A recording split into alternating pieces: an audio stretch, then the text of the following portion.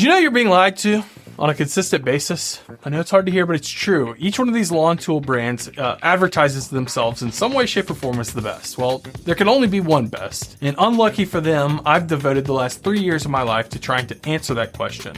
So in this video, I put all the major brands head to head, no mercy. And by the end of this video, you're gonna know exactly which lawn tool is best for whichever job you're trying to tackle. And at the very end of this video, I'm gonna sum all that up and let you know, in my opinion, which lawn tool brand, which platform you should invest your hard-earned money into. So let's get into it. In this video, the 5 mowers that I put head to head are the Milwaukee M18, the Greenworks 80 volt, the Ego 56 volt, Ryobi 40 volt, and Makita 36 volt electric lawnmowers. I tested these lawnmowers on things like power, run time, charge time, cut efficiency, and more. Basically anything I'd look for when I walk down an aisle of one of those big box stores when I'm comparing mowers. All this to let you know which one is El Capitano. Without further ado, let's roll. This first challenge is called the Mower Mile because it is what it sounds like. Basically, I'm gonna walk with these mowers through my neighborhood until they die. I'm gonna see which one of these mower batteries lasts the longest. I know that some people in the comment section might be a little frustrated with that. Like, well, you're not putting it under any load, so the battery's gonna last forever. Well, that's true, but I cannot simulate the exact same cutting conditions on every single mower. So what I chose to do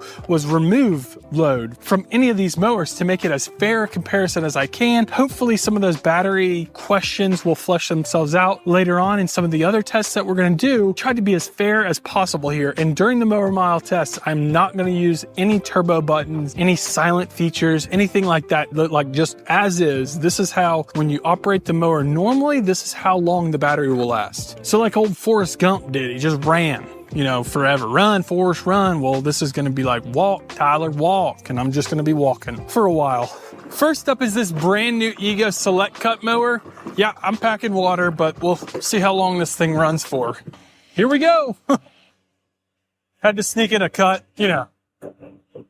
Why not? If it needs to be cut, let's cut it. So for this test, I'm using cruise control, but I'm not going to use the turbo button. I think there's a turbo button on the Milwaukee and then a turbo button on maybe the Ryobi or something. And then there's a quiet mode on the Makita. I'm not going to use any of those, but I am going to use cruise control on its highest setting because that would just be ridiculous, right? Can't have shame. I mean, I'm walking down the middle of the road with a lawnmower. I mean, pride out the window. But we got to find out which one has the longest battery life. Come on, let's go. Still have full battery too, by the way. Starting to rethink this decision big time. And a whole lot of other life decisions. I'm just passing people and they're just looking at me like, what in the world is this guy doing? Honestly, I'm thinking the same thing. I know I'm exactly at 1 mile. Still haven't lost a single light on the battery light indicator. Praise the Lord, 1 light down, 4 to go. So we're looking at 5 miles. 60 minutes in, baby. 2 lights to go. Nobody else is doing this. Hit that subscribe button, baby. Hour and 17 minutes in. 2 lights left to go. 121 minutes. 1 more light to go. I think I might time this one pretty right. Got a big hill at the end. I think we might be able to burn out this battery right before I get home. So, hey, the end is sight. And this is just the first mower. Let's go, baby. Blinking red light. I'm at, golly, 1 hour and 24 minutes. We'll see how much longer this lasts. I hope not much longer. Heck yes. Blinking lights. We're done. No joke. My house is right up there. Perfect timing for the first go. Perfect. 1 hour and 31 minutes took to do the test. So I feel like sometimes in life, there's this moment where the universe kind of like winks at you and like, there's something else going on here. Maybe you had an idea for a product and you thought about it, or you talked to your wife about it or a friend about it. And lo and behold, 2 to 3 months later, that product is being advertised on your Instagram feed, or maybe you see it out in public and you're like, you know what? That is too insane that somebody had to have been listening to me, listening into my conversation, and they stole that idea from me. Well, I had a similar situation like that happen to me. About 2 months ago, I bent the axle on my trailer, and my neighbor and I were trying to straighten it out. He's a welder and, you know, has all sorts of hot stuff. And we were using those old school ratchet straps, kind of trying to heat up the axle and bend it down with these ratchet straps. And it was just a pain trying to get it all set up and ratcheted down correctly. And then what do you do with it after you're done ratchet strapping? And I kid you not, like 2 months ago, we said there has to be some sort of better alternative. Like, as a society, how have we not come up with a better ratchet strap? And I kid you not, maybe 2 weeks later, this brand reached out to me. It's called Strapinno. And I'm not making this up. This is 100% true. Strapinno. You can see the name right there, I hope. Yep, Strapinno. It looks just like a ratchet strap, right? That you've got basically set up, you know, you've got it stored, whatever. The difference here is, though, this is a retractable ratchet strap. Right? Double. It's insane to me. So you pull it out like there. Maybe you, for example's sake, you want it, you know, out like this. So you got it like that. And then you want to ratchet it down. Well, you just go like that, lock it in place like this. And then if you want to ratchet it back together, you just open it up and it sucks back in on itself. It's called Strapinno. Guys, this was my idea. And that's what pisses me off. But this thing is super sweet. They've got all sorts of varying sizes and widths and things like that. If you got, I think this one might be like 1,500 pounds.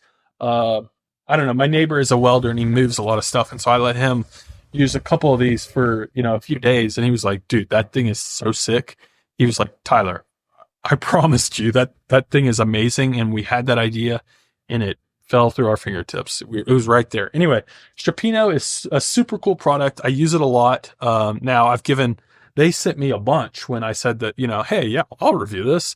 They sent me a bunch and I've given them like, I don't know, maybe 15, and I gave them all but a few away because I was like, I feel like a ambassador to Strapinno because I think it's so cool. You can find them on Amazon or their storefront. I'll put links in the description below, but this thing is so cool and so massively frustrating to me that I didn't come up with this, but, well, I did come up with it, but they stole it from me. They listened to me and they put a chip in my brain and made it themselves. Anyway, super cool. It's called Strapinno. I'll put some links in the description below, but super cool. Thank you guys for sponsoring this video. On to the next one. Next up is this Ryobi. See how long this bad boy runs for. I think it's advertised for 75 minutes. Hoping it's a little shorter than that, but we'll see. On the road again. Just can't wait to get on the road again. Except I actually can because I'm walking. If I was driving, it'd be a little different. So I can't wait to get on the road again. So barely a quarter mile in, already one light down. Might be a quick little test on this one. Yeah, I mean, we're not even a quarter of a mile in. I'm only 10 minutes in. 2 lights down, baby. Weird. They were fully charged and I put them on, so you know say. Well, I may have gotten myself into a little bit of a pickle here. We got 1 light left, 20 minutes in, which is horrendous, but I'm far from home too, so might have to call Sarah and see if she can bring the truck over and put it in the back if it dies. 30 minutes in, I am praying that it makes it up these hills. Do not want to push this thing all the way up these hills. Come on, Bessie, come on. Starting to lose power though. 34 minutes and the light is blinking now. The beginning of the end, I think. 35 minutes, 21 seconds, and it's dead. And it's heavy, and I'm pushing it up this hill. Pretty bad. Some of the other mowers have beat that by a solid hour. So, not good, Ryobi. Home sweet home. Woo-wee. That looks good, though. All right, next up is this Makita, or Makita to the layperson. 80 minutes advertised runtime. This should be a good little hike. We'll see. You know, in hindsight, I probably could have put these on like a treadmill or something, or just zip tied down the throttle. A little late for that now, but next time maybe. Good workout though. You know, I will say that after using this Makita, the light on here is not visible at all. Like, put it in a shadow or something to be able to see the battery light. Starting to chafe. Not good. Not good at all. All right, we're 40 minutes in and I've got 2 lights of 6 lights left. I'm pretty close to halfway is what I'm trying to say. Hey, this Makita is a smooth ride though. Honestly, really actually pretty smooth. These tires are pretty bulky and feel good. Bulky in a good way. Mower gang right here. Got a guy all the way back there. He's trying to chase me down, I think. Not gonna get me. Not gonna get me. Nope, he's mowing. Nice digs, man. Look at that. That one's landscaped very nice. They'll probably win Yard of the Month this month, I'd imagine. I guess we got a little more competition than I thought. Hallelujah. We can move on to the next phase. Yep, 56 minutes. So look at them stripes. My goodness. Now that's a lawn right there. Teach me your ways, boss. I'm trying to get like you, what's it called? My dog or something? I don't know. Trying to get like you, my dog. Hour and 36 minutes. I think we're nearing the end here. Slowing down. I'm not mad about it. And we made it up this, like the final big hill going out to my house. So all in all, very, very impressed with the Makita battery time. All right, an hour and 38 minutes and it just died. On to the next one. So pretty impressed with that battery run time, honestly. Headed out with old GW on the 4th of 5 mower test. We got a little help on this one. Sarah and Jude are coming with me on this one. Please for as long as he can stand it. Couldn't hang. Honestly, the Greenworks one is like uncomfortably fast, maxed out. Like it's probably 4 miles per hour, I'd say. Kind of too fast to maintain this pace, but we'll see. Definitely the lightest mower of the bunch. Super, super light. Especially, I think I just did the, what was it? I did the Ryobi, earlier today. I think it was heavy. It's been a day, man. An absolute day. Hit that subscribe button. Come on. I forgot to mention, 2.5 amp hour battery on the right side and a 5 amp hour battery on the left. So 7.5 amp hours, 80 volt. I think the runtime will be about 60 minutes. Probably a little bit north of 60 minutes, but we'll see. All right, we're 33 minutes in and the bigger of the two batteries died. The 5 amp hour battery is dead. So we're getting kind of close to being time to probably head back home. So see how much longer this one lasts for. But yeah, honestly, I see this lady mowing her lawn every single week. She's up there. I don't know. It's not a self-propelled mower either. So I feel really bad. I don't know. Maybe we might hook her up one of these days. I think we got a case of the zombie batteries. We're an hour in and we still haven't lost a single light on the other one. So maybe I was wrong. All right. So I'm at an hour and 15 minutes in. I have 2 lights to go. Getting close. Definitely underestimated these batteries. I thought I'd be home by now. It's just a beautiful day to take your mower out for a nice walk. Hour and 31 minutes, so I guess it surpassed the Makita. I think the Makita was an hour 31, maybe an hour 38. So truthfully, I overshot the landing coming home. I've got a little bit of battery left, so I'm gonna cut my backyard. Pretty impressive. I think we're at like an hour and 40 minutes. I've gone two down and backs in my backyard. Sounds like it's given up now, but we will see. All right, headed out with the Milwaukee, Wisconsin lawnmower. Made it this far. We're almost done, but I do have a sneaking suspicion that this is going to be the longest battery. Man, this thing's a smooth ride. It's like driving a dang Cadillac. About 20 minutes in, still got 4 lights. All right, 40 minutes in, we've lost our first light. Praise the Lord. So we're looking at maybe an hour and 20 minutes. I don't know, these batteries can act kind of funny sometimes. So some people walk their dogs, some people walk their lawnmowers, you know, just different strokes for different folks, I guess. All right, we're an hour in, still only 1 light down. You know, when I was making this video or starting to think about making this video, a lot of people were like, you're not actually going to do that, are you? You're not actually going to walk with all those mowers. You're just going to like fake it, make it seem like you did, right? No joke. Several people said that to me. And I was like, no, you know, I'm actually going to do that because that would be the most anti-lawn review thing ever if I faked it. So I've actually been walking for like 6 hours with a lawnmower at this point. So ain't no fakers out here. All right, so I'm an hour and a half in. Still have 2 of 4 battery lights left to go. Milwaukee's a beast, absolute beast. Hour and 36 minutes down. We just dropped another light, so we are 3/4 of the way there. So an hour and 43 minutes down. Again, pre-booked my return flight home. Did it a little early, so I'm just gonna cut the backyard. Don't worry, I'm not gonna stop the timer, and I will add it to the runtime. So just gonna cut the backyard now. All right, guys. So an hour and 52 minutes. Got the majority of my backyard cut too, far and away. So if you ever wanted to know, Milwaukee's got the longest battery life out of all these mowers. So this test is called the Charge Time Challenge Test. Charge Time Challenge Test. Should have picked a different name. It feels like peanut butter in my mouth. But basically it is what it sounds like. Basically I mounted all 5 charging bases onto this white board. I'm gonna throw the batteries on. They're completely dead at this point.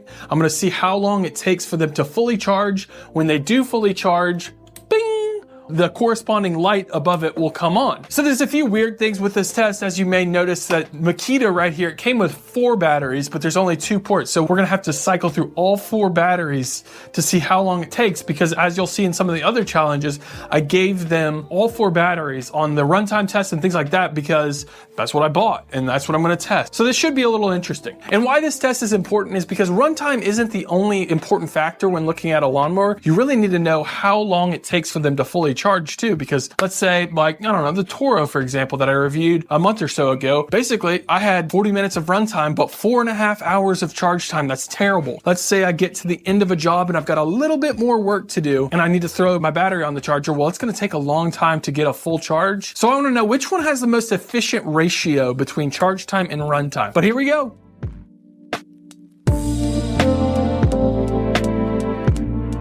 So we're 38 minutes, just kidding, 38 minutes in. A lot of these batteries and charging bases I'm kind of driving blind with. The only one that gives me a really good indication of where I'm at in the charging process is that Ego right there. And as you can see, it goes around a circle, letting me know how far I am in the charging process. But the Makita and the Milwaukee both give me a different light. It's going to be 2 lights blinking, like the red and the green will light up at the same time. But that only happens at like 75 minutes. So I'm really driving blind until then. The Ryobi and the Greenworks literally just blink until they're fully charged and then they go solid green. So 38 minutes, 39 minutes. I'm feeling good about where we're at with the Ego, but the other ones, you tell me. I don't know. So we're getting close here. As you can see, the Ego is all the way around the circle. I'm just waiting for it to go fully green. The Makita is obviously about 75% or so, maybe a little bit more fully charged. The Milwaukee's dragging behind a little bit compared to that, and I have no clue about the Ryobi and Greenworks. They're just blinking away, so. Okay, so literally an hour and 1 minute went by, and the Greenworks is now fully charged. That was the bigger of the 2 batteries that came, so that one's fully charged. I do have to then put the next battery on, so the light isn't on yet because it's not fully charged, but an hour and 1 minute. So the 10 amp hour Ego and the first half of the Makita both finished charging at an hour and 4 minutes, basically exactly. So Ego is done. Woo! We got a lot of action going on. The Ryobi just finished the first half of the Ryobi and it's an hour and 6 minutes. A lot of action going on right now. So I am really impressed with that Ego. That's a big old 10 amp hour battery, basically beating all 3 of these by half. So then we still have the Milwaukee on the charger. Once that's done, that'll be fully charged as well. So it's not completely crushing the Milwaukee, I don't think. I have no clue because those are just solid red lights, which is as much as Milwaukee's giving us right now. All right, guys, it's an hour and 40 minutes and the Greenworks, the 2.5 amp hour portion of that Greenworks like 2 battery thing that comes with it, it's fully charged. So an hour and 41 minutes or an hour and 40 and the Greenworks is fully charged. All right, guys, it's an hour and 54 minutes. The Ryobi is now fully charged. Both sets of the 6 amp hour batteries done charging, hour and 54 minutes. No clue why one half was faster than the other, but whatever. Hour and 54 minutes though, mark it down. All right, guys, we're at an hour and 56 minutes and the Milwaukee is finally done charging. Mark it down. Hour and 56 minutes. Boom. Now all we've got left is that Makita. All right, guys, it's been 2 hours and 32 minutes and the Makita is finally done charging. It was the last one to go. 2 hours, 32 minutes, mark it down. All right, so the batteries are now fully charged, completely charged. That 10 amp hour battery from Ego was the fastest. It charged in an hour and 4 minutes, followed by Greenworks. The 2 sets of batteries took an hour and 40 minutes to charge, followed by the Ryobi, 6 amp hour, 2 6 amp hour batteries took an hour and 54 minutes. And then the Milwaukee took an hour and 56 minutes. Those are 2 jumbo batteries. They're each 12 amp hour batteries, which are ginormous. And then I knew the Milwaukee was going to take forever. There's just 4 batteries and it's not a super efficient platform, I guess, in terms of charging. It took 2 hours and 32 minutes. Go figure. I don't know. The first one took an hour and 4 minutes and then the last 2 sets of batteries took, I don't know, another hour and a half. So not great, but that's what you could expect in terms of charge time with these batteries.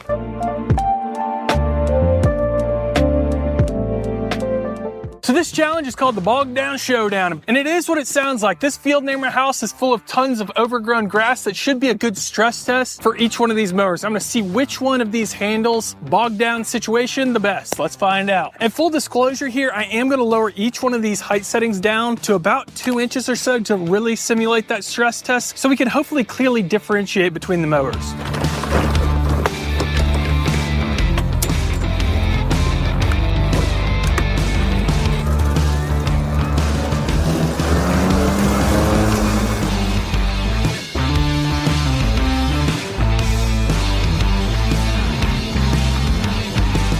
So I just checked the drone footage and I noticed that I went out of the footage. So the Ryobi did really, really well. It looks to be about 45 yards or something. I was really impressed with how far that Ryobi went, especially with how it's done on some of the other challenges. I've not been overly impressed with the Ryobi lately, honestly, but we'll see how some of these other ones do. Next up is the Milwaukee.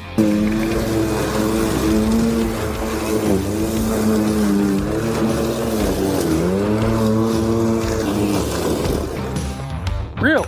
All right, so the Milwaukee did not do very well at all. Although I will say that there were some ruts in it that I did not see, that the Ryobi did not experience. So I don't love that test, but that's the results. I mean, I read it and weep, people. The Ryobi powered through a whole lot better than the Milwaukee did. Next up is this Makita.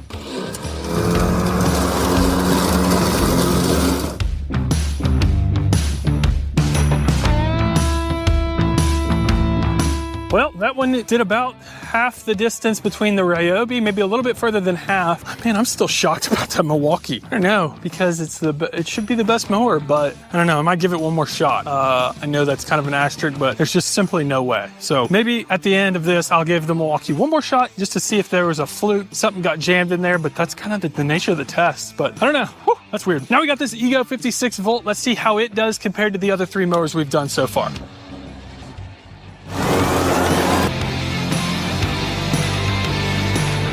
Okay, just never died, went all the way down and back. That Ego, it got up to, like, its RPMs just kicked up, man. That was really, really impressive. Really impressive. Next up is this Greenworks 80 volt. I got high hopes for this one. This one's been an absolute beast when I've used it. Might swing back with that Milwaukee one more time, but we'll see.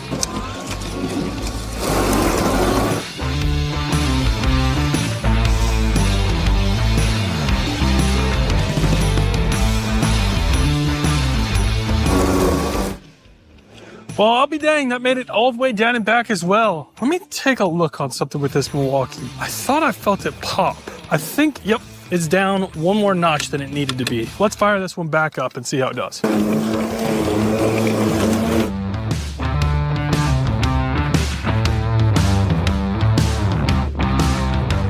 So for clarity's sake, I got poking around and you can see there's a huge divot here right between this part and this part, really, really deep. And what happened was that Milwaukee got its tires down in there and it choked it out. I got no connection to Milwaukee at all, but I was just like, that doesn't make any sense. So I did a little digging. I think that's what kind of happened. So I'm in a bit of a predicament here. Both the Greenworks, Ego, and Milwaukee all never bogged down. So what I'm gonna do is raise them down one more notch and see of these 3, then which one makes it the furthest there. So we're just bringing it down another notch, just increasing that stress a little bit more on these motors. All right, so I brought them all down to level 4. Let's rock and roll.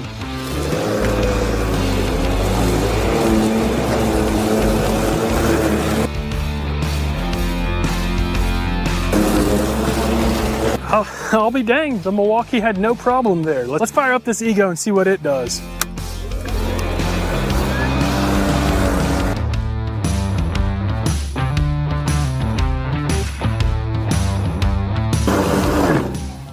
Oh, almost, man. Check that out. Ego died within about 10 yards of finishing that other one. Jeez. All right, and last up is this Greenworks 80 volt. Again, load it down a notch, see how she runs.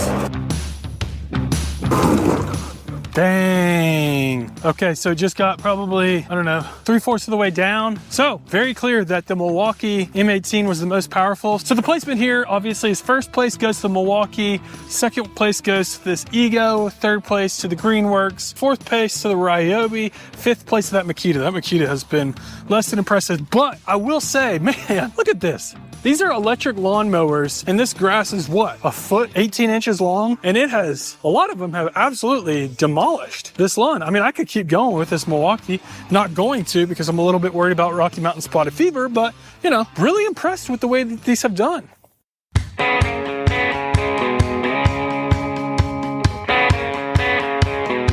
All right, so this challenge is called the cut check, or like, you know, gut check, but cut check. Nah, it's not very funny. But anyway, what I did was create 5 different plots right here. And what I did was spray paint just the tips. I know I talk about like nobody wants frosted tips anymore, but in this case, I did want frosted tips. What I want to do is let that grass grow up a little bit taller than the other grass. And I've left this for probably a week and a half and let it get real long. I hope you can see it on the videos. But then I'm going to run over it with each one of these mowers, and hopefully that white will provide a little bit more contrast, and we'll be able to see the effectiveness of each one of these cuts. And I really think that the higher the RPM on the mower or produced from the motor itself, the better cut efficiency you'll get. So I'm going to run each one of these mowers through the cut check and see how well they do.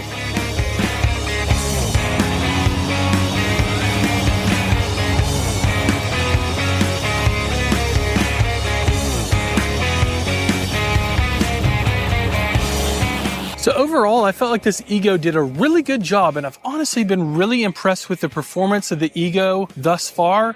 There are a few situations like right here where I can tell it just didn't get the lift that I would have liked, and I really like that we had that white paint on there because you can really tell that is long grass. Otherwise it would have looked, you know, just like it was like normal grass just laying down. But you can see that there were a good bit of grass blades missed, but overall felt like it did a pretty good job. There you can see some more grass that's taller, but Ego did all right. Let's hit this Ryobi.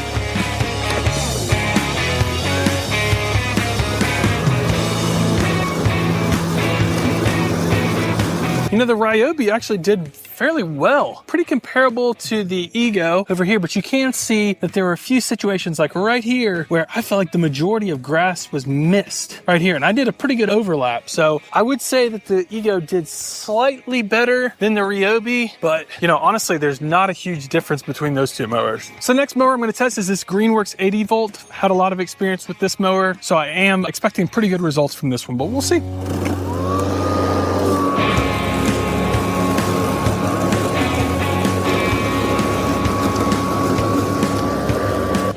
Huh. You know, I've used this mower quite a bit, so I know that it does provide a good cut normally, but I'll be danged. Hard to argue with results. I mean, look at that grass. I would say out of the 3 mowers that is the worst performing one, which is weird. I would say it goes Ego, Ryobi, Greenworks so far. The Greenworks, I mean, you can see, I'm not making this up. Look at all this grass right here. Just no lift at all. Just strange. Yeah, so that's kind of the knock that I feel like people have on electric, is that it just doesn't get the same lift that you get out of gas, but you know, it definitely depends on how high you're cutting the grass, the moisture content, things like that. So it's not all just RPMs and motor power. There's a lot that goes into it, but these tests are hard to argue with. But I mean, I wouldn't be pissed if I cut my lawn like that. I mean, decent results.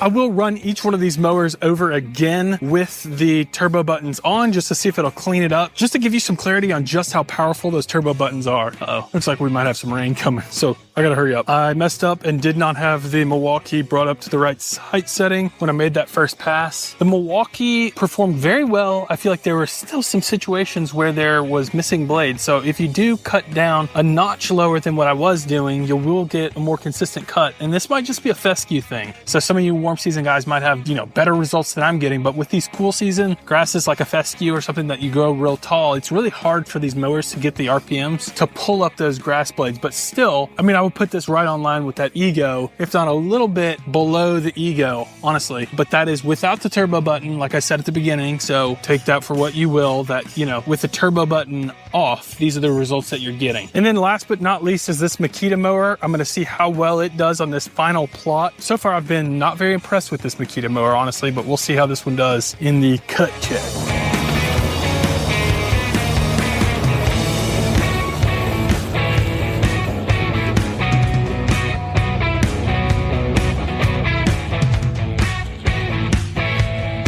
Yeah, the Makita is easily the worst performing mower. I mean, you can see it here. Look at all the, I mean, this is just all uncut grass. I mean, it might be hard to come through on camera. I hope you can see it, but look at all that. All of that is basically uncut, and you can see some of these other ones pretty consistent. But this one, dude, I'm not been impressed with that Makita mower. Honestly, one of the most requested mowers I've ever reviewed. Obviously just reviewed it a couple of weeks ago, but you know, thing is garbage. But as I've promised with some of these mowers that have the turbo button, now I'm gonna press the turbo button and see if it can clean up some of those missed blades.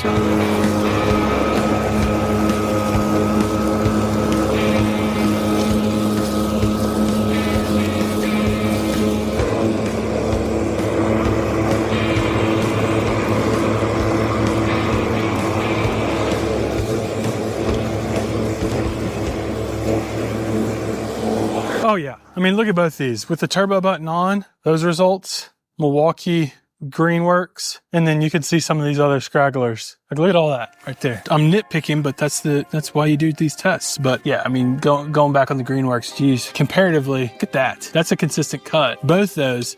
So I guess, I mean, I'm confused on what to do here because I want to make it a fair comparison, but truthfully, you are paying for the turbo feature on both these mowers. So yeah, the big kicker here is the turbo button, because look how much better the performance is on these Greenworks with the turbo button and the Milwaukee over here with the turbo button on. I mean, those are consistent gas-like cuts. I would give the nod probably to the Greenworks here with the turbo button on, the Milwaukee, which I never would have imagined me saying that the Greenworks with the turbo button on was actually better cut quality than this Milwaukee with the turbo button on. Weird, but you know, life is weird sometimes.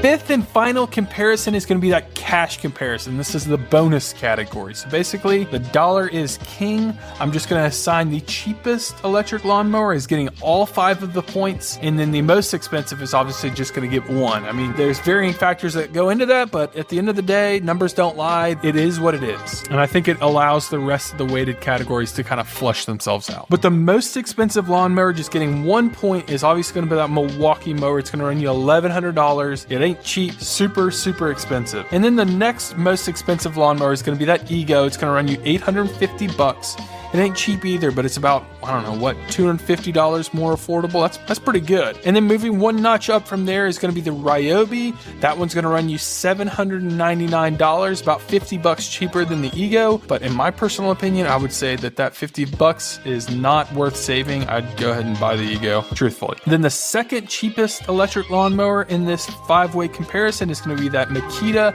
$760. I wouldn't pay $1 for that thing. As you can see in the previous results, thing did terrible. I'm gonna throw it in the garbage. And this is wild, but the cheapest electric lawnmower on here is actually the Greenworks. And as you can see, it performed really well in the other results. It's gonna run you $600, or about somewhere around $600 to $650, $700, somewhere around there, depending on the exact model that you buy. The model that I got was from Costco. It came with that 4 amp hour battery and 2.5 amp hour battery. I think earlier in the video I said it was a 5, but sorry, it's a 4 amp hour battery. So let's go ahead and tally up all those results and see which one of these mowers comes out on top.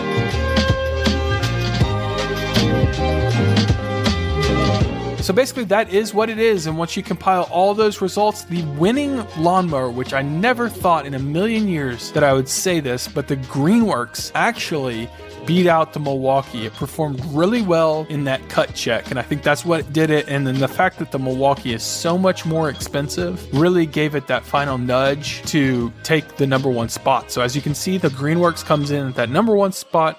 Milwaukee is still absolutely unbelievable, but because it was so expensive, it really hurt it in that overall comparison. And then the third place electric lawnmower is going to be that Ego mower. Which string trimmer is actually best?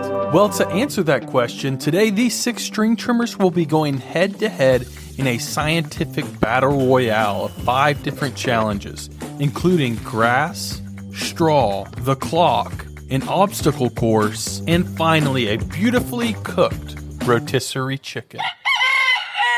So to do this properly, I've assembled the 6 best battery-powered weed eaters on the market. The Greenworks 60 volt, Cobalt 24 volt, Milwaukee M18, the Ryobi 40 volt, DeWalt 60 volt, and Ego 56 volt. But wait, I can hear you now. And honestly, me too. But for each one of these tests, I'm going to throw in a little bit of a twist. I'm going to be throwing in a gas-powered string trimmer as well, just to see how these 6 compare to gas. because, you know, I gotta be fair, right? Bad to the bone. To make each one of these even, I've replaced the crappy, stock weed eater string with our very own TLR string. Grass kicker. Shameless plug, I know. So with my neighbors sufficiently confused, I figured it was time to move on to challenge number 1, the edger evaluation. So with this test, I'm trying to simulate using your string trimmer as an edger. So how you get those crispy, clean lines on your lawn, between your beds, things like that. Which one of these string trimmers does the best job of that? First up is this Ego. Overall, I thought it did really well. I felt like I got a lot of power out of it, a good ripping power that was able to provide good, clean edges. Didn't experience too much wobble, which was really nice. Next two up were the DeWalt and the Ryobi. Honestly, those were basically a toss-up, both lower tier in my opinion. Maybe not quite the worst, but definitely did not have the same power that Ego was putting out. It just honestly felt like I'd have to do a couple passes. I know this isn't like a perfect test. I just did the best I could with how to simulate creating an edge on these sod squares or rectangles, whatever. But they both just like, you're gonna have to trust me on it, that they felt a little bit less powerful, less ripping power, create those clean edges like the Ego had. Now we got the Milwaukee M18. Really impressed with this. A lot of torque. As you can see, it was like twisting in my hand and it straight up ripped through the edge of this saw. I was really impressed with this one. All right, the last two weed eaters I'm testing out here are the Cobalt and Greenworks weed eaters. Very not good, sorry to say. They both felt really weak. The Cobalt, for some reason, just kept cutting off throughout the test, and then the Greenworks felt like a kind of like a play toy. Neither one of them possessed anything close to the Milwaukee or Ego. Those two really stood alone in the battery category. Moving on to gasoline. Man, this still ripped through these edges. I was really impressed. It's been a minute since I used my gas-powered weed eater, edger, whatever you want to call it, and I was pretty impressed. It was legit. All right, tallying up the results from the edger evaluation. Last place is going to go with the Greenworks. Was not impressed with the 60 volt. Followed by Cobalt, Ryobi, Milwaukee, and then taking first place in the battery category is the Ego, but overall was definitely the Still. Very impressed with that one. We'll see if they hold on. All right, guys, so name of the game with this one, Obstacle Extravaganza. Just came up with it. But basically what I've done is I've de-stringed, I don't know, is that a word? De-stringed each one of these string trimmers and taken the battery out. We got fully charged batteries. I'm going to restring them, pop the battery in, give my entire lawn a good little snip. This is not a test for like precision necessarily. We're covering that with different tests. Name of the game here is speed. Speed and ease of use. So if I get hung up with restringing the weed eater, well, that's exactly what happened when I restrung the weed eater. So I'm just gonna give you bare bones. This is exactly how it was when I used it. So you know exactly what. All right, so I'm not gonna make you watch the last four. It feels like cruel and unusual punishment, but they were all pretty tough on this one, honestly. The worst by far was the Cobalt. It took forever to get that string fed through the head on that one, and then once it did get going, it for some reason all of a sudden kept quitting. That's the one in the top right. It would just go for probably 15-20 seconds and then completely stop. And then the second worst was the DeWalt, but the head on the thing was acted really weird. You can see how the protection portion of the head is really small, and I don't know if that was like messing with the way that the string was flipping around there, but it kept getting wrapped around that head. So it did not do well, but then followed up by the Greenworks. That one was not great, but not awful. It took me about 4 minutes, 22 seconds, but the best out of that crew was Milwaukee, but none of these blew me away. The Milwaukee still took 3 minutes and 42 seconds, and as you'll see later, some of the other ones were much better. Whew. All right, now that we got those out of the way, man, now we're on to the Ryobi. This is one of my favorite ones to restring because it's so easy. The way that they built the head on this one is awesome because you can see all the way through and you can thread your string all the way through that head. It makes it super easy. It took me like 15 seconds to restring it. And then, honestly, I was really impressed with the overall tool. It didn't feel like out of control or anything like that. It felt really powerful compared to how it felt on the edger test, which was kind of strange. I don't know. Like, I just felt really in control of my movements more so than some of the other tools, and more so than I felt like I was on that edger test. But I was really, really impressed with this. Finished in 242. All right, last up in this battery category is the Ego. Had really, really high hopes for this one. With that power load technology, all you have to do is press a button for it to restring. Make sure you have the battery in it before you start pressing the button. But it took like, I don't know, 5 seconds for it to restring the entire thing. It was really cool. Kind of cool, satisfying clicking noise. I will say that the head spun the opposite direction from all the other ones. It was fine because I was walking like left to right, which wasn't too unnatural, but just keep that in mind that it was going the opposite direction. But this one was really great. I think it was 2 minutes and 17 seconds, so flew through it. And finally is this old gasser. Man, I've been using this thing for like a decade. I feel like I could restring it with my eyes closed, but it is a pain because you do have to take the head off. You gotta manually wind the line around the head 2 separate times, which is annoying, unlike the batteries where you could just line it, twist it, you're good. And then you gotta fill the gas up, prime it, let it rip, and it's obviously been a second since I used this because you can see all the crud getting burnt off there. But speed with this one was great.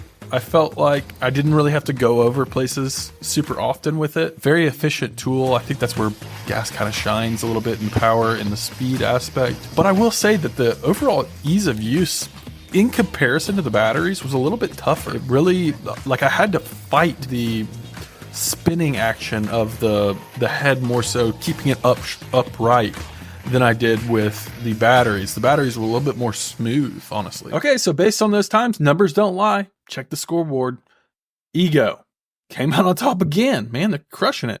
Cobalt, on the other hand, struggling. Did gas beat the best battery here? It did not. So with the question of precision and speed answered, and Cobalt more than certainly licking its wounds, now it's time to move on to the next test, which is runtime. Super important with battery-powered tools.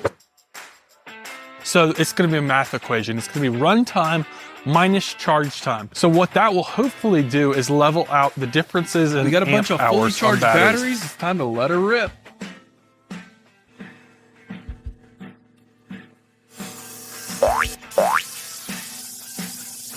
Ah, 16 and a half minutes down.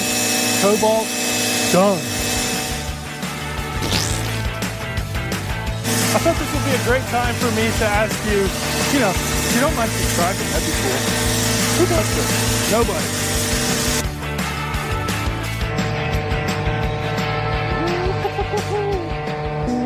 And it is 21 minutes. Go on.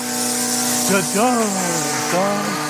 Proof that gas died at 41 minutes. Like an idiot, had my mic off.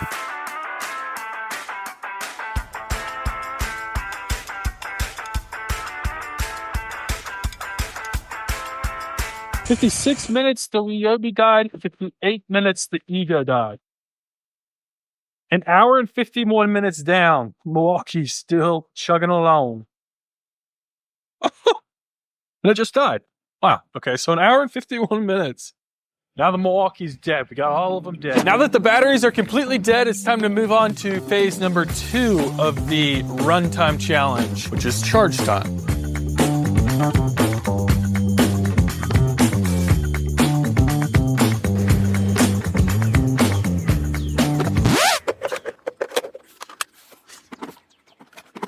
All right, just tallying up the runtime results. Obviously, Milwaukee almost did it for like a week. All right, watching batteries charge does not make for very good YouTube videos. Greenworks so let's was cut to the just result. over an hour. So big difference, but Greenworks still held its own. And now tallying up those charge times. DeWalt, get out of here, leave.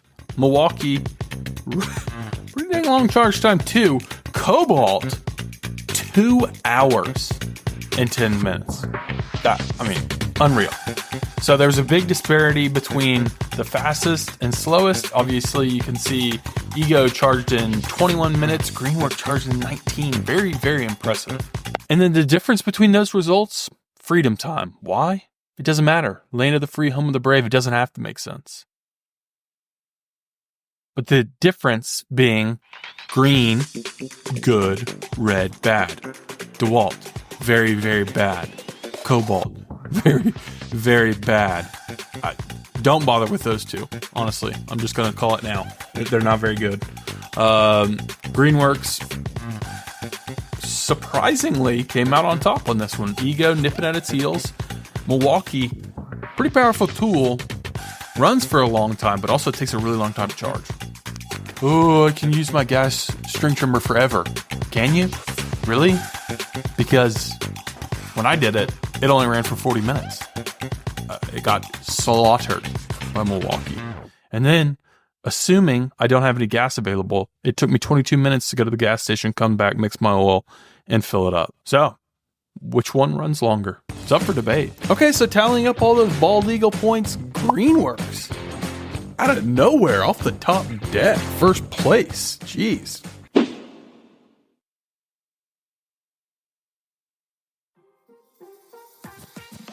In an effort to see which string trimmer With the gas trimmer powerful, absolutely reeling from that terrible performance, now it's time to move on to the next challenge. Heard of March Madness right around the corner. I'm doing something a little different with this challenge.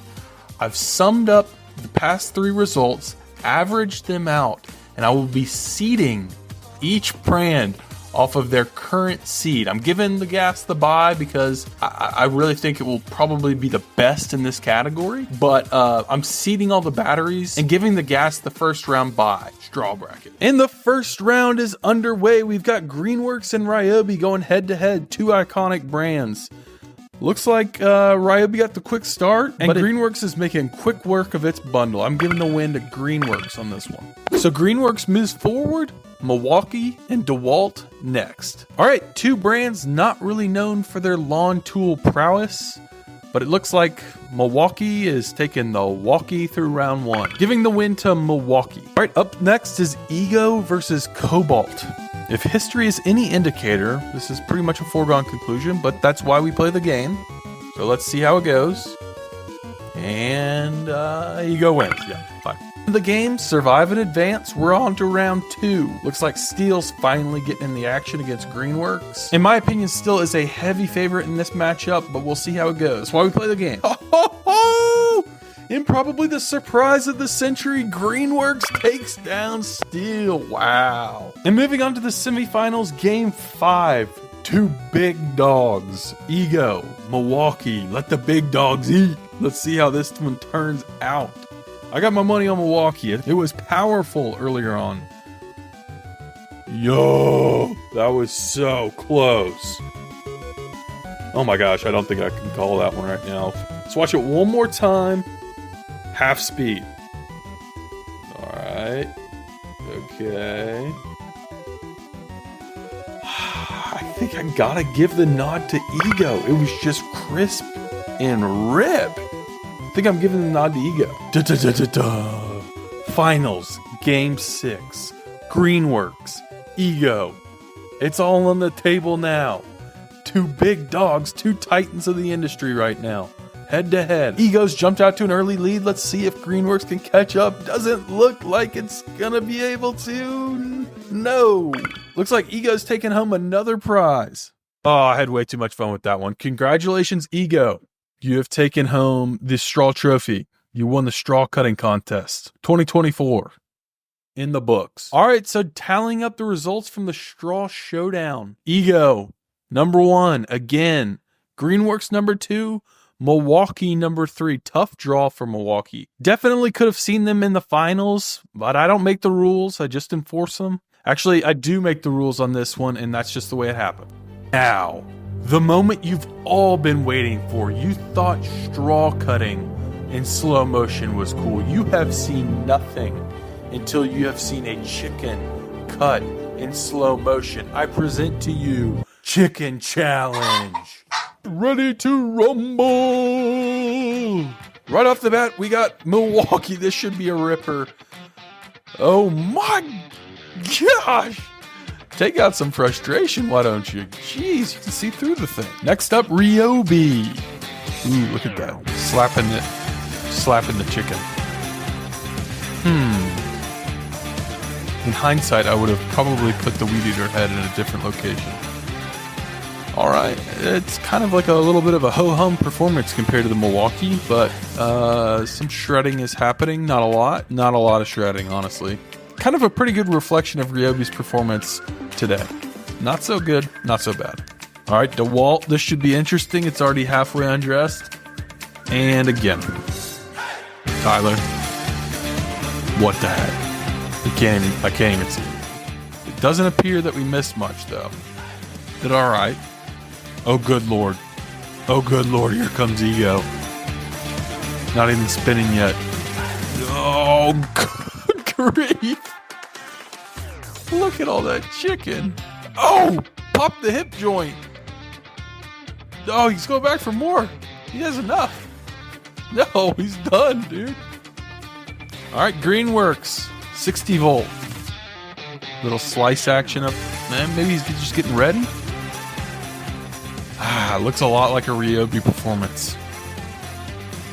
Not impressive thus far. Still shredding? Still shredding? No. No, that's too clean. Gas. Steel. This is your time to shine, baby, right here. This is power. All right. Slow start. Go. It's going everywhere. Hey, that's a ripper right there. I said it earlier. It was ripping through. Good grief. It doesn't even look like a chicken anymore. Oh, yay. Ending on cobalt. Okay. Be fun. Okay. Not so good. I am shocked. My son is 10 months old and he has 4 teeth. Guaranteed, if I give him this chicken, he does more damage than that cobalt does. A baby could do better than that. All right, so summing up those results, it was very clear that Milwaukee and Ego were the two most powerful in terms of pulverizing that poultry. Still, I would say probably did the best out of all of them. So I am going to give it the nod and the green check mark for this challenge. That, yeah, you're gonna be able to shred up some chicken for tacos or something better with the still than you would with any of the other battery powered. All right, so after all the results are in and tallied, last place, I'm Cobalt, last place. It doesn't even get a number. Next, DeWalt was also equally, not equally, but not good either. Next, Ryobi, very disappointed with Ryobi. Third, Greenworks, pleasantly surprised with this one. Second, Milwaukee. First, Ego. Congratulations, Ego. Take a bow. That thing is sick. These are the 5 best battery-powered leaf blowers in the industry. I'm going to put them through a set of challenges to ultimately determine which one is best. Let's get into it.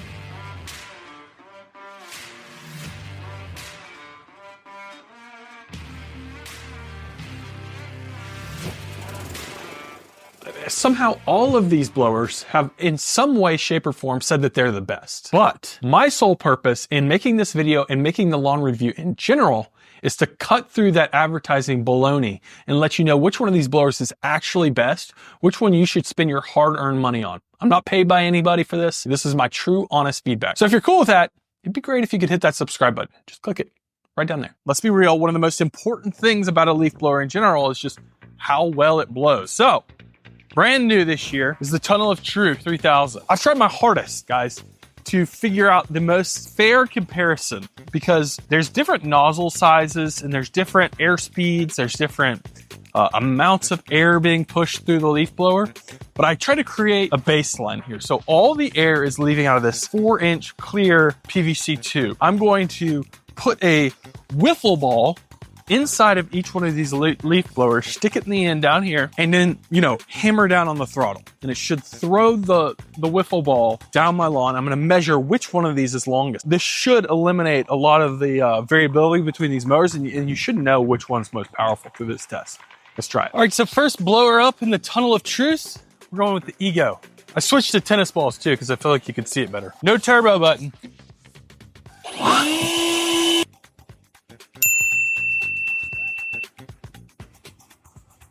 Next up is Greenworks 80 volt. Ooh, a little bit shorter. Ego's holding on to the lead. Next up, Ryobi. Even shorter still. Fourth blower up, the Milwaukee M18. Woo! Hey, that got moving. And finally, we're looking at the Toro 60 volts. Jeepers creepers. Okay. So yeah, based on those results, it looks like the Toro was actually the most powerful without the turbo button. Surprisingly to me was the Milwaukee. That thing shot that thing like a dang rocket out of it. So this round, I'm gonna use the turbo button.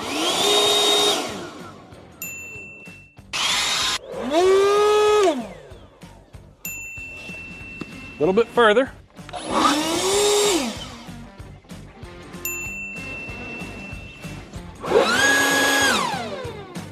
Dang, son. So honestly, I thought that was really interesting. The Toro and the Greenworks both had a small little jump when you put the turbo button on. But the Ryobi had a massive leap from when you weren't pressing the turbo button and you were. Okay guys, real quick right here, the scoring system may be a little confusing for some people. 5 points is going to be like the winner of the challenge. You get all 5 points. If you come in last place, you get 1 point. So that's kind of how it works. And then the yellow column is the scoring when they did not use the turbo button. And then the red is when they did use the turbo button, just for clarity's sake. And honestly, I saw that when I was using it. I felt like it was pretty unimpressive when you did not have the turbo button pressed, but when you did, it launched it. And it launches those leaves and grass as well. But not impressive when you're not. So go figure. So after reviewing lawn tools for 3 or 4 years now, specifically battery-powered lawn tools, one of the main things that I see in the comment section is a general distrust with runtimes, advertised runtimes between these different tools. So I experience battery anxiety, or whatever you want to call it, PTSD, about being like very close to the end of a job and then all of a sudden battery craps out. And I don't always trust the battery light indicators on the battery light itself, or the tool telling you how much is left. They don't always correspond correctly. So to combat that, I set up a test right here. I got all 5 different leaf blowers. I got them blowing into, each one of them has their own corresponding American flag, because America. The one thing people really didn't like when I did this last time, wow, I could feel the breeze from here. One thing they really didn't like when I did this last time was that they had different amp hours. So what I'm going to do this time to hopefully counteract that is I'm going to take the run time, divide it by the amp hours. So hopefully you get like more of a feeling of run time per amp hour per tool, if that makes sense. It took about 19 and a half minutes for the Toro to die. It was a long wait, honestly. Then the Ryobi died a little over 20 minutes. So those were bang, bang. And then the Greenworks was the next one to go. I think it was a little under 24 minutes, 23 minutes or so. Yeah, 23:51. And then after that, the Milwaukee died. But I wanted to mention that all of these are set to their highest speed on the cruise control setting, just FYI.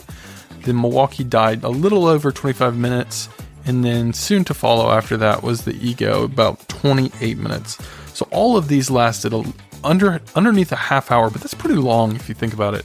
You're holding the trigger down as hard as it can blow for 30 minutes. That's pretty impressive. All right, next up is the runtime test with the turbo buttons. I've got them all clamped down, obviously leaving out the Milwaukee because there is no turbo button on it. I'm gonna run these they've got fully charged batteries. I'm gonna run them all with the turbo button pressed and see what their run times are and the differences between turbo and no turbo.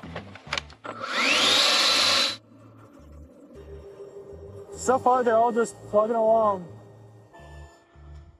Pretty loud. Toro, Neto, dead. Greenworks, dead.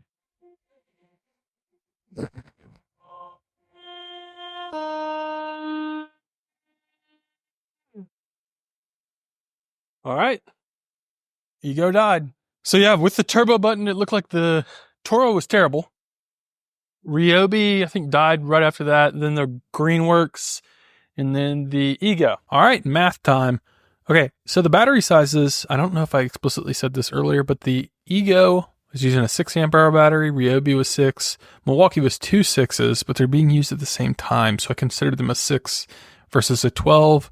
Greenworks is a 4. Toro's a 4 as well. And then here are those run times again. I'm not going to go through each one of them, just key highlights. It looks like Ego actually had the longest run times, whereas Toro had the shortest run times. But again, I think you guys had a point last time in the mower mile when I was talking about run times, in that the battery size does play an impact. So that's why I wanted to create minutes per hour, amp hour. It's just going to be that run time right over here in the middle divided by the battery size.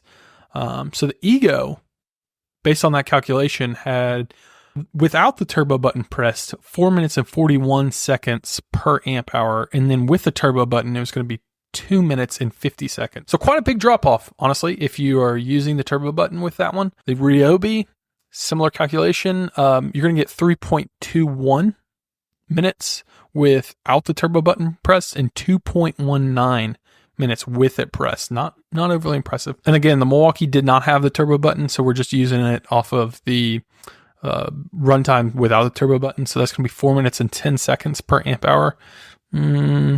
Okay, results there.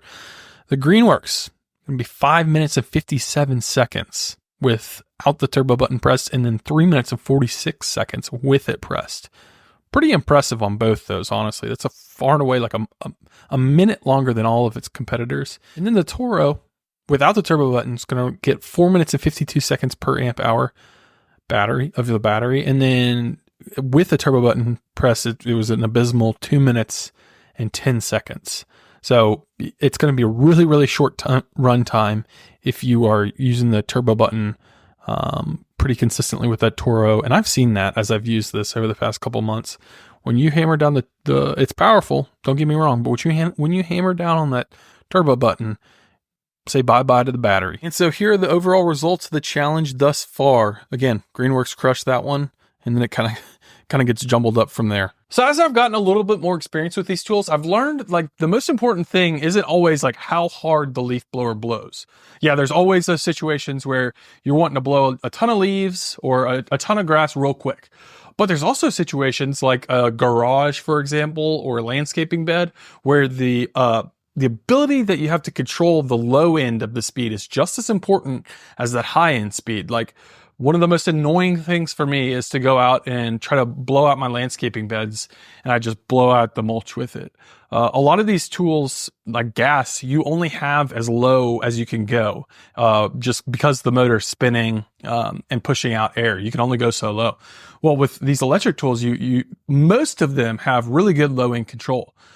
And that's a really, really important part about these tools. So to test that, I created a field day, so to speak. There's that high end, blast at the very beginning of the test where you're trying to blow out a bunch of leaves. But then there's another test where you need to be delicate, with a tennis ball. It's the best way I could simulate it through a course, trying to maintain, where it is, where the ball is, in terms of like staying outside the lines or inside the lines, then going up a ramp and then trying to drop it in a hole. So I think that's a great way to test the user experience and kind of control you have over these leaf blowers. First up, this Milwaukee M18.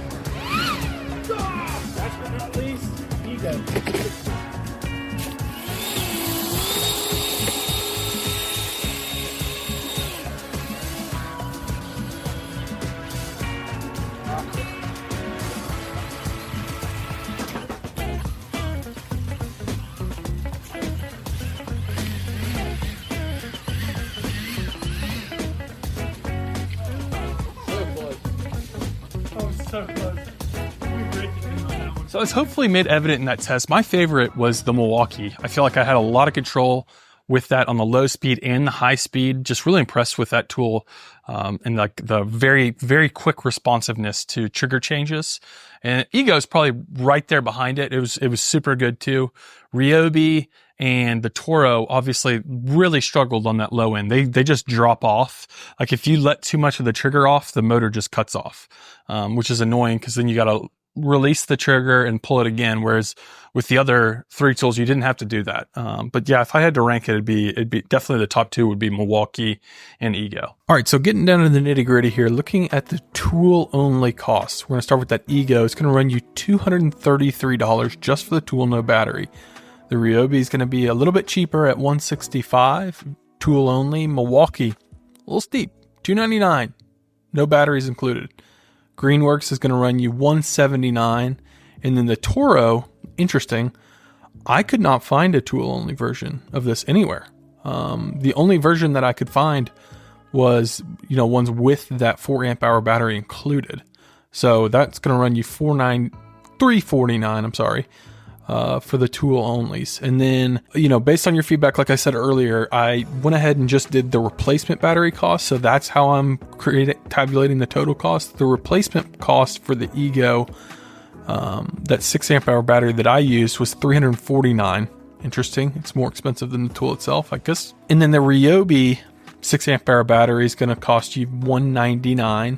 And then the Milwaukee, the two of those 6 amp hour batteries, because remember it was a dual battery blower, is going to cost you $199 for both of those 6 amp hour batteries. And then the Greenworks 4 amp hour is $279. Super expensive for that 4 amp hour battery. And then again, not including the Toro cost on this one because I couldn't find one. I couldn't even find the battery either that came with it to just buy on its own. So go figure.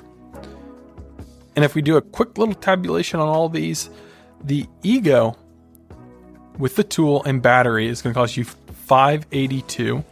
The Ryobi is going to cost you $364. The Milwaukee is going to cost you $498. Kind of interesting. They're usually kind of the pricier end of these options, but Ego got them there.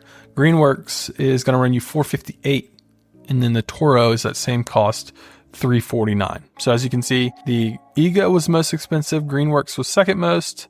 Then it went Greenworks, Ryobi, Toro. And so which leaf blower, after all those tests, came out on top? Well, calculating that kind of got a little weird. I'll show you exactly what I did right here. Okay, so basically what I had to do here was treat each one of these blowers as two separate blowers when I was using the turbo button and when I wasn't using the turbo button. So as you could see earlier, I was using the ranking red for when I used the turbo button and yellow for when I did not on the overall, scoring sheet.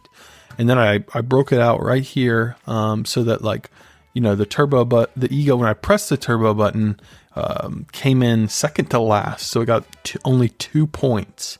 But when I used the turbo button, it came in, middle of the pack, third. So it got 3 points.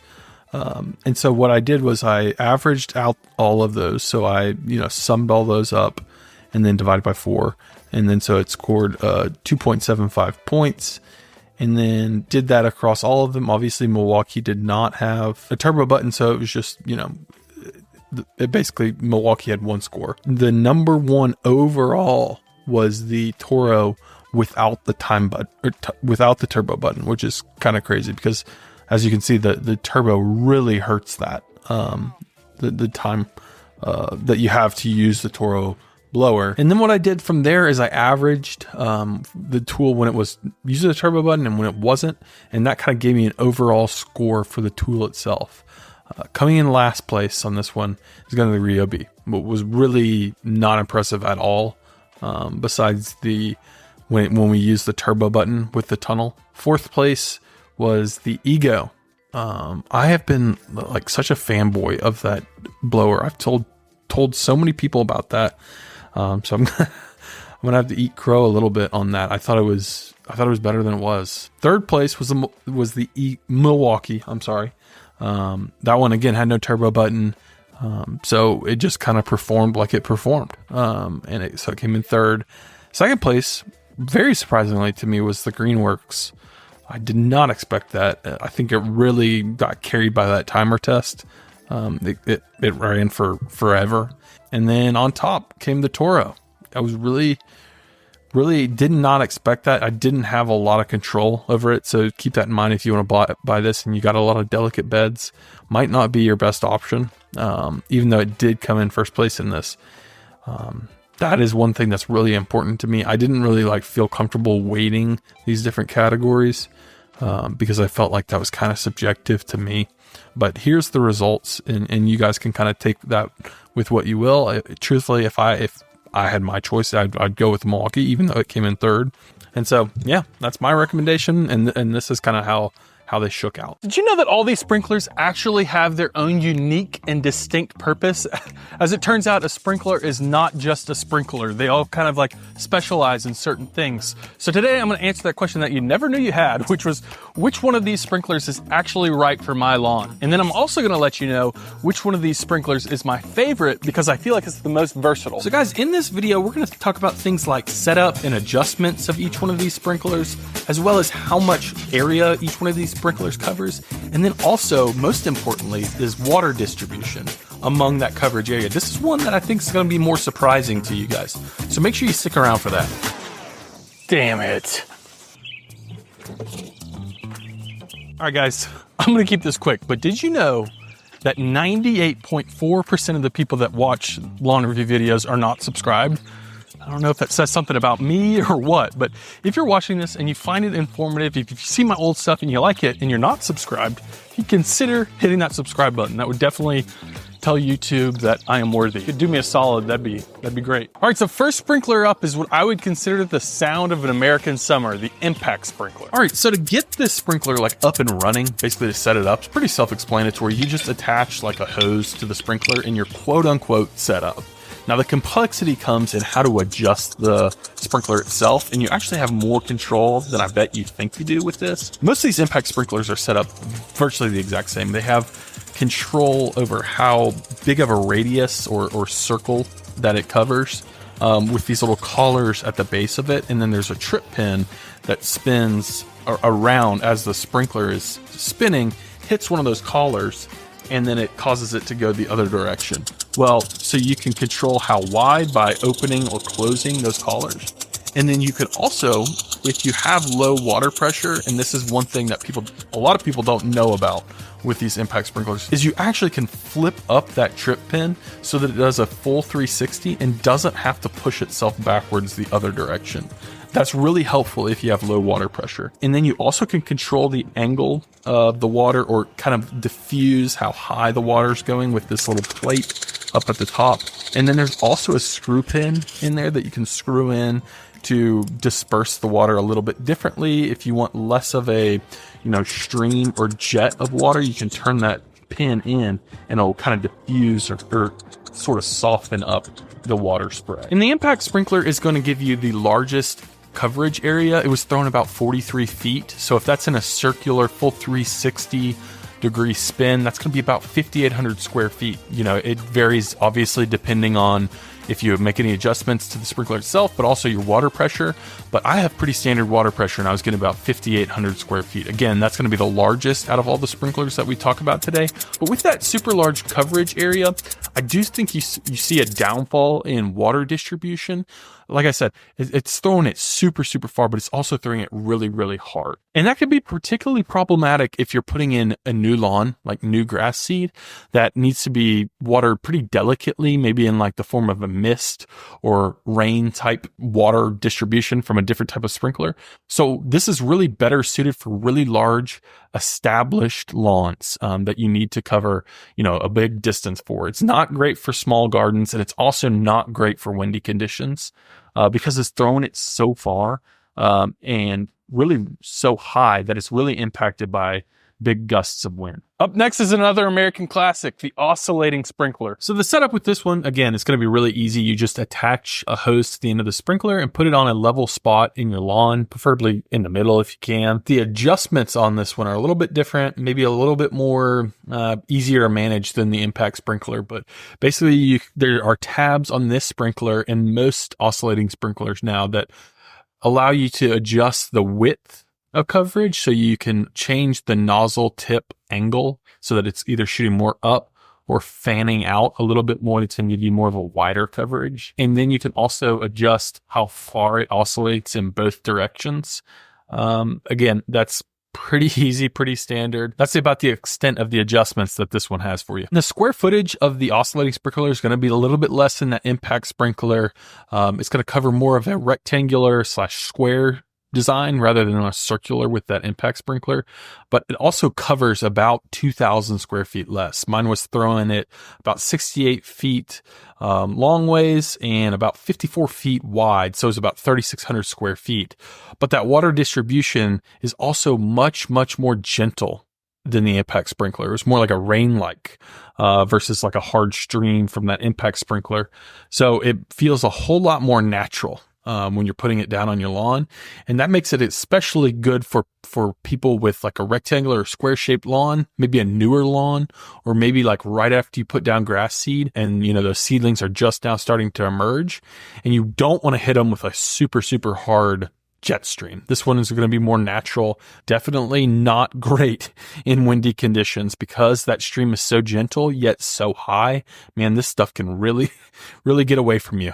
So definitely not appropriate for like a windy situation or a particularly large situation just because that square footage is less. Next up's an interesting little doohickey. It's called a rotating or rotary sprinkler. Super easy to set up. Basically, you attach it to the end of the hose and then you're good. There's literally no adjustment needed or available, really. Yeah, the only adjustment really available on my unit was probably turning down the water pressure from the outdoor faucet and maybe moving it around, but all the other arms were fixed. Coverage from that rotary sprinkler is going to be probably the lowest out of all the sprinklers that we're talking about today. I got about 21 feet or about 1,300 square feet of coverage, and it's going to be in that circular design, just like an impact sprinkler. It's going to be a really gentle watering. This is going to be great for people with medium-sized lawns, and then also this performs super well in windy conditions because it's more throwing a stream of water versus like really like a mist that you're getting with a lot of these other sprinklers. But I would not recommend this for like a large lawn or one that you want to set and forget because this one really has a super small square footage. And before I move on to this ridiculous lawn tractor thing, we just rolled out a National Yard of the Month program. or contest, I guess you could say. If you think you've got like a top-notch turf or one of the best in the neighborhood or in the nation, email me at tyler@thelawnreview.com. Maybe a picture of your front yard, backyard, whatever you want, whatever you think's the coolest. A little description of what you got and where you're from, and you'll be entered into a chance to win. So we're going to send you this really cool National Yard of the Month placard that you can put out on your lawn, brag to your neighbors, brag to your family members about having the best lawn in America. I anticipate there being some good looking turf. So I'm excited to see what you all throw in. We're also going to give you some cool TLR products to help your lawn out. And then we're also going to send you a secret surprise gift. That one's going to change every single month. This month, PS, it's still a secret, but I'm going to tell you what it is. It is a free Milwaukee handheld blower. Think sick. Okay, so setting up the lawn tractor is probably the most labor intensive of all these sprinklers in that you have to lay out the path that you want this tractor to go with your hose. So make sure that you're picking a flat, semi-flat or downhill path for this thing to follow. It doesn't really do a great job going uphill, truthfully. And then once you have it laid out, you want to attach the sprinkler and then position the sprinkler so that it is straddling that hose. And then basically you just pick where you want it to end and then you put that little ramp stop on there. And once the sprinkler hits that ramp stop, it'll cut off automatically. And there is some control that you have with this lawn tractor as well. You can definitely adjust the speed, like how fast. You got a high, a neutral, and a low speed. The neutral's just stationary. It's still going to water, but it's not going to follow any sort of path. But when you move it into the higher low, it engages the gears and it'll propel it forward. And then you have control on the coverage area with those little wands that spin around. You can point them more vertically and they will provide more of a coverage area because you're giving it a chance to get up in the air and fly a little bit further. If you want a smaller coverage area, you can make them basically horizontal and you'll get about 15 feet or so. Coverage of this sprinkler, really interesting because from a stationary or neutral perspective, it's really less than impressive. You're getting about 25 feet on either side with the wands all the way up. But what makes this really interesting is that it's not stationary. You can have it move. So basically, with a 200-foot hose, which is what I had, you have about 14,000 square feet of coverage, that's a pretty dang good lawn. I mean, you could add another hose and double that. So the coverage of this sprinkler is far and away the best out of all of these. And that really makes this sprinkler perfect for large lawns. I would say this is the best sprinkler for large lawns. And then also lawns that kind of have a unique shape to them, because you can control the direction that it goes with the hose. But this is definitely not good for small, like intricate lawns. And then also areas with low water pressure, because you do need a significant amount of water pressure to power this sprinkler. Next up is this gear-driven rotary spike sprinkler. A lot of options with this bad boy. The setup of the rotary sprinkler is honestly super basic. I'm not going to bore you with the details of it, but you attach it to the end of the hose and you're good. But what I will point out is that there's a lot of variability in the way that the water comes out, like the spray pattern, or the amount that comes out. You can change it from a large hole to a small hole, but then also you can diffuse the water as well. So if you want it to shoot really, really far, it's kind of counterintuitive. I use the smaller hole, which shoots more of a high pressure. In the larger holes, just a bigger stream of water. But if you use the larger hole, you can diffuse it and you're getting a very even coverage across your lawn. So that's basically it. I mean, the adjustment, you can change how far left and right it goes with the tabs on the bottom. So yeah, the coverage that you're getting with the sprinkler is pretty good from a stationary sprinkler perspective. Just behind the impact sprinkler, I was getting about 38 feet that it was throwing. So about 4,500 square feet of total coverage. That's good for a medium-sized lawn. Definitely, I think that's where this sprinkler peaks, is probably middle-sized lawns. But what I like is the distribution. You can really impact how the water is being laid down on your grass, whether you want something, where it's throwing that whole 4,500 square feet with the wide open nozzle, or you can get it dialed down to where it's basically a mist with that shower setting, and then the deflector green top on it that you can twist around. So you have a lot of variability with this sprinkler. It's a good one in my opinion. All right, so after all that analysis, which one of these sprinklers is my favorite? I'm gonna have to go, wait, just 1 second, totally forgot. If you don't have this already, absolutely want to get your hands on a sprinkler timer. I use the Beehive, that's a cheat code. Definitely buy one of those. Like, whoa, no more waking up at 5 o'clock in the morning. But between all these sprinklers, I narrowed it down to the lawn tractor and the gear-driven spike sprinkler. I like both of them for different things. The lawn tractor is sick. If you've got a really big lawn, you can water the entire thing if you want to with one sprinkler. It's a little bit more expensive, about $60. But, like I said, you can get it down to where it's throwing water about, 10 feet maybe, and then you can get it going real slow, real fast. There's a lot of functionality there, but I like it because you can cover an entire lawn if you want to, a real big lawn. So that thing is sick. But if you have a medium-sized lawn, really tough to get better than this. Way more control than the impact sprinkler. With this one, all sorts of types of adjustments. This is probably, I would have to say, this is probably my favorite out of all of them, just because you get solid coverage, and you can actually add another one. I hope it's coming through here. You can add another one onto the end so that you can get a chain and cover your entire lawn if you want to. But all in all, that's my recommendation. I'd buy this if you've got a medium-sized lawn, and I'd buy the bigger one if you've got a large-sized lawn. Guys, thanks for checking out this week's video. I've got a couple great videos to prepare you for summer. Make sure that you're rocking and rolling come the hot months that are right over here. But until next time, keep cutting. We'll see y'all again. Peace. I bought the 3 best robotic lawnmowers under $1,000 and put them head to head to see which one came out on top. What's up, guys? My name's Tyler, and welcome to another edition of the Lawn Review. Like I said, today we're taking a look at the 3 best robotic lawnmowers under $1,000 because, the robot overlords are obviously taking over our lives, but they have to take all our money too. Let's find out. So the 3 robotic lawnmowers that I'm looking at today are the Works Landroid S20V. It's got a 2 amp hour battery, and then the Gardena Sileno Minimo, and then finally the Husqvarna Automower 115H. These are the best in the game, but let's find out which one's the best in the game. So unboxing and setting up these 3 robotic lawnmowers was basically like Groundhog Day. I mean, it was the same thing over and over and over again. They all come with a boundary wire. They all came with stakes to stake in that boundary wire. The only difference was the Works didn't require you to add a guide wire, which basically told the mower how to get back to the charger. It just used part of the boundary wire as the guard wire, which was kind of nice. It was just one less step in the process, but basically they all came basically packaged the exact same way.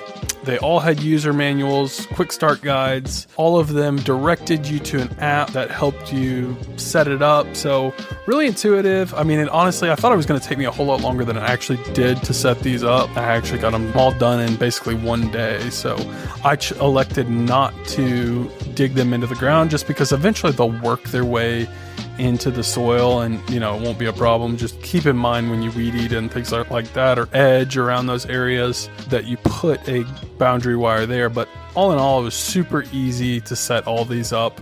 I'd give the nod to Works here a little bit, just because with the Husqvarna and the Gardena that I had to cut in a return wire into the part of the boundary wire, or return wire, I mean actually like a guide wire that tells it, you know, how to get back. Like I said, the Husqvarna and Gardena are manufactured by the same company. Husqvarna, the charger for the Gardena, it says Husqvarna on it. So it's basically, it was the exact same setup between the Gardena and Husqvarna.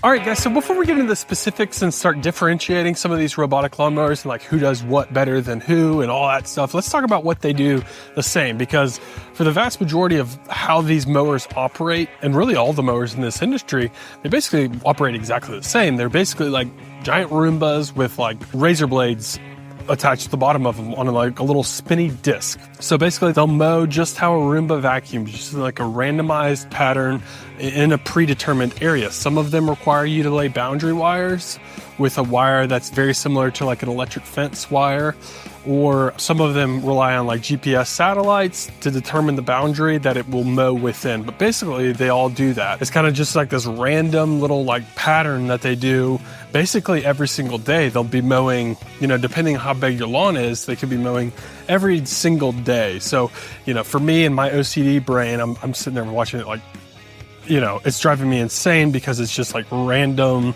and it'll pass spots like this, like right here, like, yeah, it passes that like that because it's, you know, eventually it's going to cut it completely. And there's like math behind it that makes it all make sense. Like eventually it will cut it throughout the week, but as the week goes on, there's parts of it that are going to be left uncut. And for me and my OCD brain, it's like really highlighted the fact that I struggle with, you know, things not being completely done, because that's essentially how these mowers operate. They don't do the full job. They don't do the full mow all at once. They kind of do it in progress throughout the week. So that's kind of how they operate. And each one of these mowers too allows you to control everything you need to control the mower with on top of the mower itself. Like the Husqvarna right there, and then the Gardena is decent, a little bit, not quite as sophisticated as the Husqvarna, but you can get away with not downloading an app. You could just put check and it'll start running. And as long as you have that boundary wire set and you know, have drawn your perimeter around any bushes or any landscaping beds that you don't want cut, you should be good to go. You don't really need anything beyond just the mower and the boundary wire. So yeah, that's just a high-level overview of exactly how these robotic lawnmowers work. Random, and basically breaks your brain if you're OCD. The first electric robotic lawnmower that we're looking at is the Works Landroid S 20 volt. So it's powered by that 20 volt electric battery. The charging time took about 60 minutes for it to fully charge.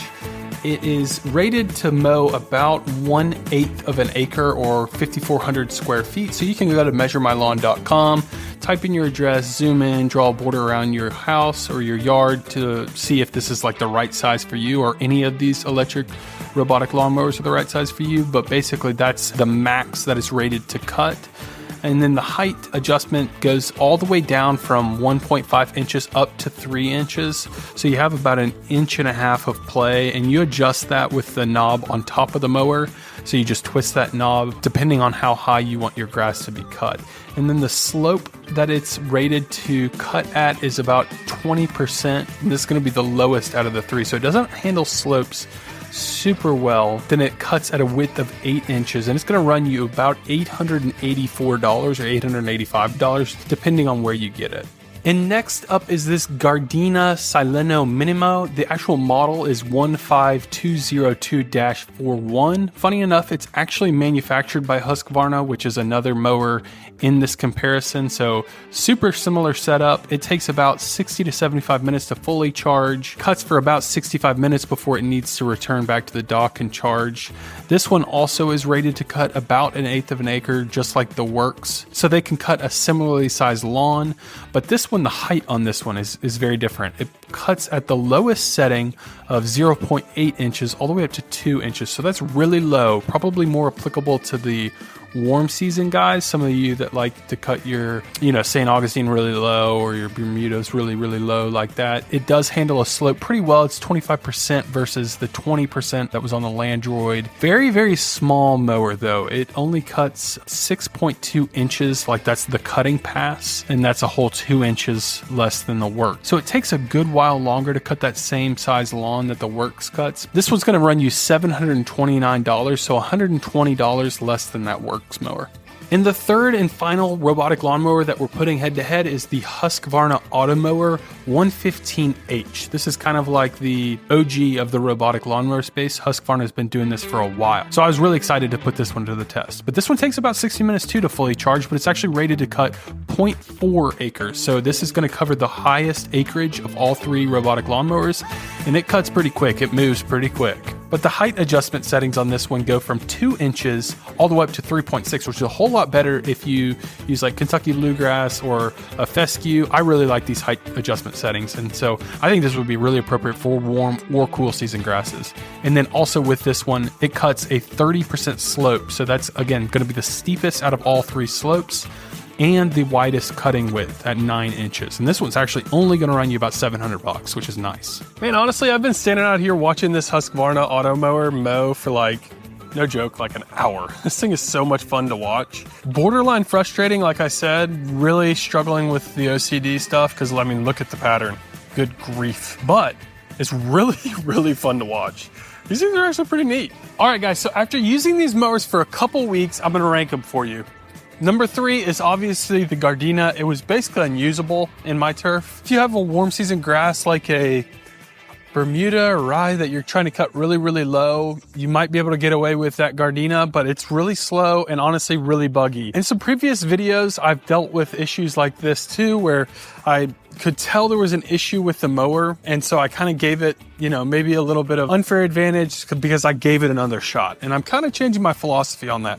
If I get something and it just doesn't work, that's exactly what I'm going to tell you. And that's what happened with this Gardena. It just didn't work.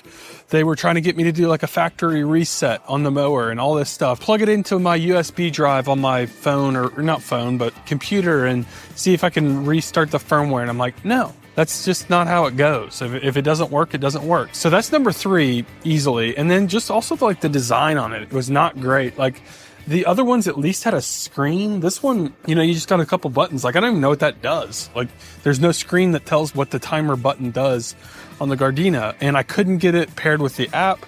It was just littered with issues, honestly. So that's number 3. Number 2, I'm actually going to go with the Works. I really liked overall rugged design look of it. The wheels looked intense. It looked like, it was getting ready to get the job done. But the fact that it only cuts up to a height of 3 inches, for me, I've got tall fescue. Again, some of you warm season guys, you might be able to get away with it, but it just seemed like it really struggled getting out of spots. Like, I used these mowers for about 2 weeks and had them running basically constantly. In the Works, though, it made it through my lawn. It just felt like there was quite a few times I had to go out there and kind of help it along, or pick it up and move it to a different spot. Ultimately, it ended up, I guess, cutting my lawn, but not unassisted. And, speak of the devil, it's right up here, kind of basically stalled out up there. It's kind of moving, but it just seems like overall, like the power is not there. I will say a pro with the Works though was that it did have that app where you could control a little bit more of the schedule with that. And there's a party mode on the app too, which is kind of funny. It kind of does this little dance, but overall, you know, the fact that you could schedule it on the app wasn't enough in my opinion. Honestly, the whole robotic like mower thing is supposed to alleviate me having to go out there and fix my mower. It should just do it automatically. Well, that one really didn't do it. So that leaves us with the Works. Honestly, it looks like a spaceship from Mars. Like it's pretty goofy looking in my opinion, but it works. Whatever logic they have in the mower to like get it to get unstuck really worked. I felt like I didn't have to go out here and adjust it really at all. And as you can tell, I've put in an irrigation sprinkler system and haven't done like an amazing job of refilling holes yet. Just life's been busy. But honestly, the Husqvarna got out of the situation. I would have loved the ability to use the app to kind of tweak the schedule because I felt like it was honestly cutting a little bit fast. Like I didn't need it to cut as often as it was. I guess it doesn't hurt anything if it is, but you know, I couldn't do the tweaks on the app, on in-app, because with that 115H model, you just don't have the access to the app. If you do the 115, you do have access to the app. It's like a couple hundred, maybe $100 more, or maybe even less than that. But honestly, if you're trying to get like budget, you know, like bottom tier, like let's just make it work, this Husqvarna, I never had any issues with it. It just kept coming out here and cutting. And I really like that it cut to 3.5 inches. For me, I'm still trying to cut to 4 inches, but 3.5 is kind of enough for me. It's actually 3.6 inches. And then it's got that 9-inch cutting deck, and it just moves real quick, especially compared to that Works. That might have something to do with the grass height, but they should all be down, have cut, because I know that they've all fully cut my lawn at least once. The Works is on the front yard, Husqvarna's on the back. So they should be working, you know, basically with the same amount of resistance, but the Husqvarna just seems to be moving a lot quicker. So I can cut more than the Works. It's actually rated for that almost half an acre basically. So you can really get a good bit cut with this. You do have to control all the settings on the mower itself in terms of like spot cuts and scheduling, and all that has to be done on the screen on top of the mower itself. But you know, once you get it set up once, or maybe you got to go back and tweak it again, maybe once or twice. But after that, it's pretty hands off, pretty laissez-faire. So that's 1, 2, 3 for me. So after all that is said and done, which brand am I putting my hard-earned money into? Okay, so this kind of depends on which situation you're in, but there's one of two situations. If you're primarily doing outdoor stuff, like mowing, blowing, trimming, that sort of thing, snow blowing, maybe you got a little snow in your area, I would go with the EGO platform. I think it's the best, specifically to outdoor power equipment. If you're trying to do things outside, but you also want to tinker with some DIY stuff inside, then the answer is very easily Milwaukee, in my opinion. So it kind of depends on what you're trying to do. Milwaukee's mower and EGO's mower head to head, very hard to find a difference. I would say the area that the EGO does a little bit better, in my opinion, is the string trimmer. That thing rips. And I know Milwaukee's got a new one coming out, but as it currently stands, I like the EGO a smidge more. The blowers, again, are pretty dang close. So it just kind of depends on if you want drills and all sorts of, and shop lights and all sorts of stuff like that. I'd go with Milwaukee platform. Otherwise, I'd go with EGO. Guys, thank you so much for checking out this week's video. Until next time, keep cutting. We'll see y'all again. Peace.